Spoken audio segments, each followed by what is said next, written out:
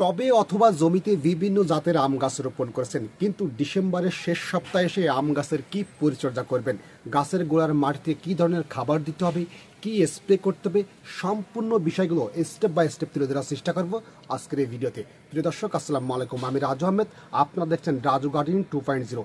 চলুন আজকে ঝটপট আমরা জেনে নিই আম গাছের ডিসেম্বরের শেষ সপ্তাহে এসে মুকুল আসার আগে কি কি পরিচর্যা করলে প্রচুর পরিমাণে মুকুল আসবে আর ওই মুকুলটা নষ্ট হবে না। চলুন আমরা সেটা একটু জেনে নিই।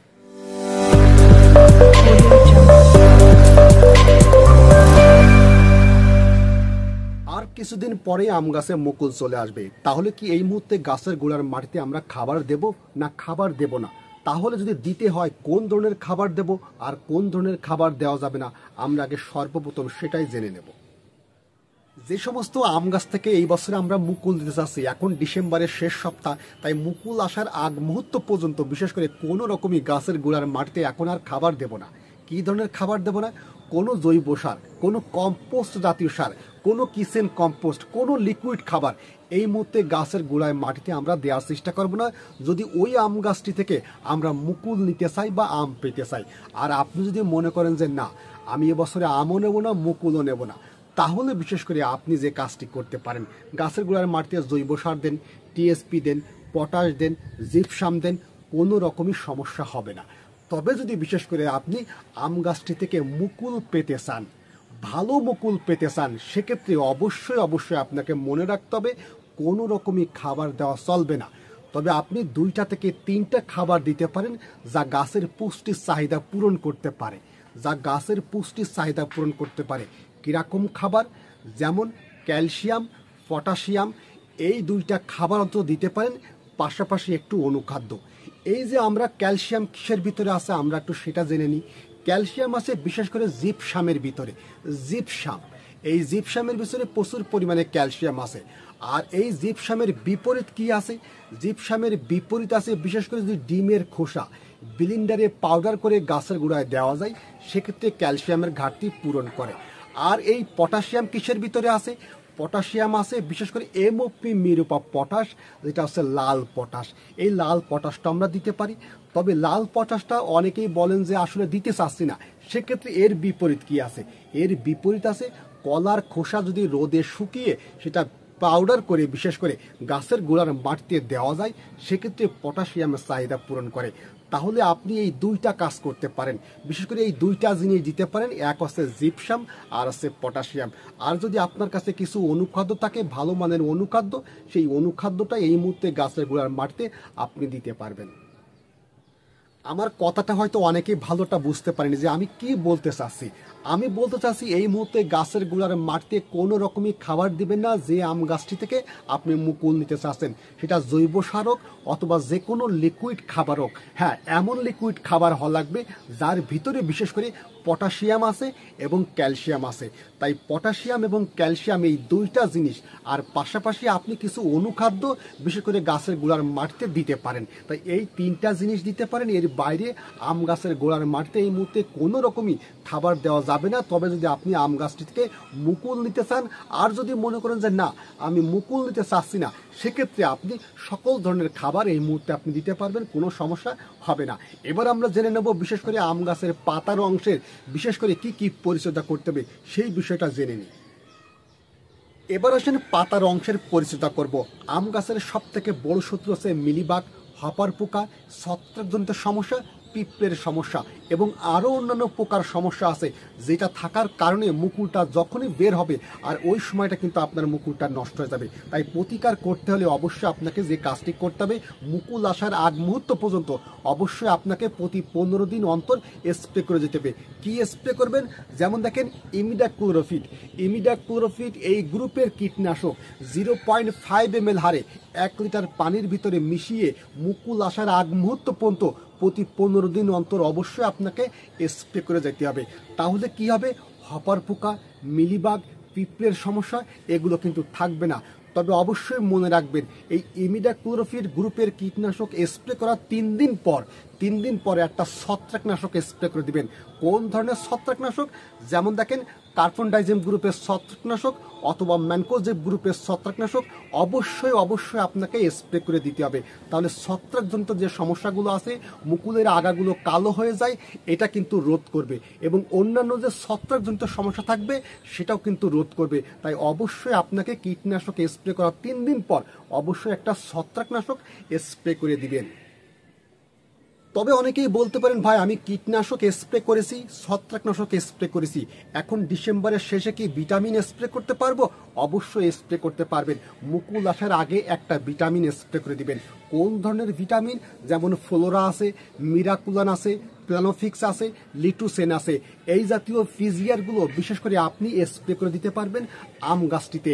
যে আম গাছটিতে আপনি মুকুল নিতে চাচ্ছেন, খুব কম মাত্রায় মুকুল আসে ওই আম গাছটিতে, সেই সমস্ত আম গাছে যদি একটা ফিজিয়ার স্প্রে করে দেওয়া হয়, প্রচুর পরিমাণে মুকুল আনতে সহায়তা করবে আপনার বিশেষ করে আম গাছটি থেকে। এবার আসেন পানির বিষয়টা নিয়ে আমরা একটু আলোচনা করি। এটা কিন্তু মেন। আমরা অনেকে কি করি, সকাল বিকেল আম গাছের গোড়ার মাটিতে পানি দিচ্ছি এবং দেখা যাচ্ছে নতুন জালি পাতা বের হচ্ছে। আর এই নতুন জালি পাতা বের হওয়া মানেই এখন কি হবে, আপনার আম গাছে মুকুল কিন্তু আসবে না। তাহলে আপনাকে কি করতে হবে, যে সমস্ত আম গাছগুলো বিশেষ করে আপনি জমিতে লাগিয়েছেন, এখন কিন্তু পানি দেওয়া টোটাল বন্ধ করে দিতে হবে 1 মাস। তাহলে আপনার প্রচুর পরিমাণে মুকুল আনতে সহায়তা করবে। আর আপনি যদি এখন জমিতে সেচ দেন, সেক্ষেত্রে নতুন নতুন জালি পাতা বের হবে, আপনার ওই আম গাছটিতে এখন ভালো কিন্তু মুকুল আসবে না।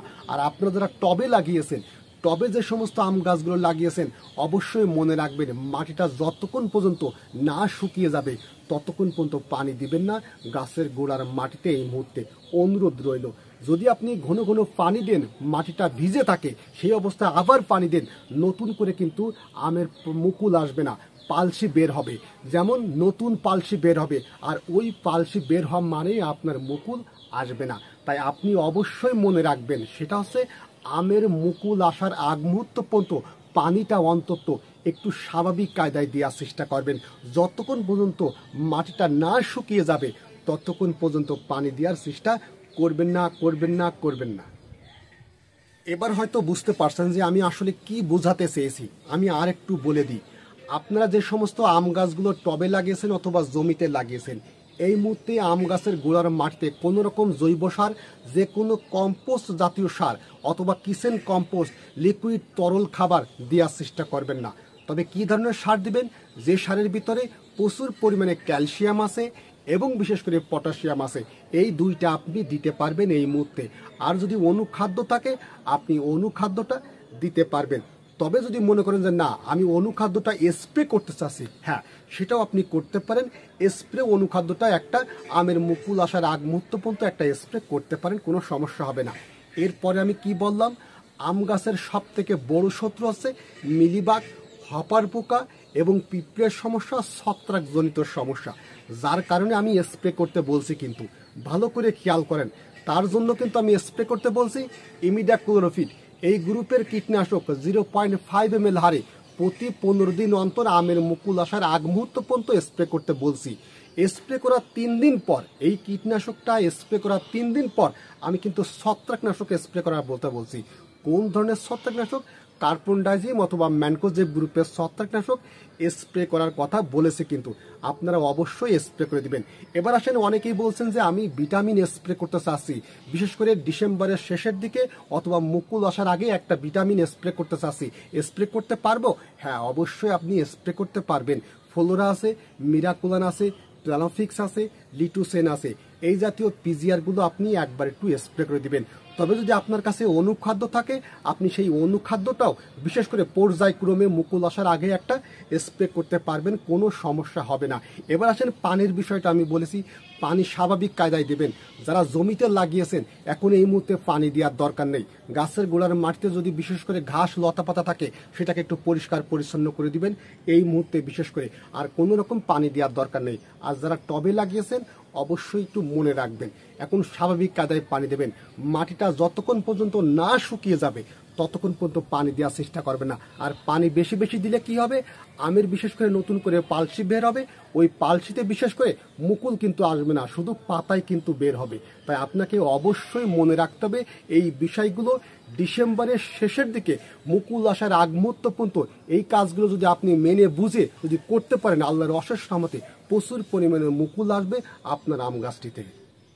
এবার হয়তো বুঝতে পারছেন ডিসেম্বরের শেষের দিকে এবং বিশেষ করে মুকুল আসার আগ মুহূর্ত পর্যন্ত কি কি পরিচর্যা করতে হবে, সম্পূর্ণ বিষয়গুলো স্টেপ বাই স্টেপ আমি আলোচনা করেছি। তাই যে সমস্ত ভাই এবং বোনেরা এই আম গাছের পরিচর্যা সম্পর্কে অনেকেই জানতে চেয়েছিলেন, অনেকের মাথার ভিতরে ঘুরপাক খেয়েছিল যে আসলে কি করব, আমি কিন্তু সম্পূর্ণ বিষয়গুলো স্টেপ বাই স্টেপ তুলে ধরার চেষ্টা করেছি। তাই আপনাদের কাছে অনুরোধ রাখবো, সেটা হচ্ছে যদি ভিডিওটি দেখার পর ভালোটা বুঝতে না পারেন, কমেন্ট বক্সগুলো আছে অবশ্যই একটু কমেন্টে লিখে জানাবেন। তাহলে সকলে ভালো থাকেন, কথা হবে আগামী পর্বে অন্য কোনো বিষয় নিয়ে। আর যদি একটু ভালো লেগে থাকে ছোট ভাইয়ের মুখের দিকে তাকিয়ে অবশ্যই একটা লাইক দিয়েন। তাহলে ভালো থাকেন, আসসালামু আলাইকুম।